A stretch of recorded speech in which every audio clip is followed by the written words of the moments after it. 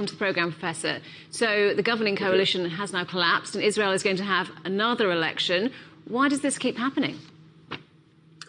Because since 2019, a paradox has emerged in Israeli politics since Benjamin Netanyahu lost the support of part of the Israeli right. It started with the hawkish secular party of Avigdor Lieberman.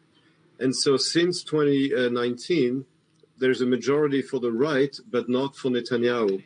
And this was confirmed by our 4 previous elections, snap elections. After every snap elections, as I said, a majority emerged for the right, but not for Netanyahu. And therefore, as long as Netanyahu refuses to step back and let somebody else run his party, this contradiction will continue to block Israeli politics.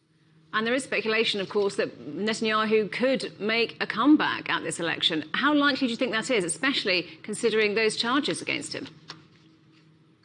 Well, as you know, we all know the quotation from Albert Einstein, who said that the proof of madness, of insanity, is to repeat the same experiment over and over again and expect a different result. So I see no reason why a 5th election would produce a different result from the previous 4 ones, which is that there is a draw. There's no majority, neither for the left nor for the right.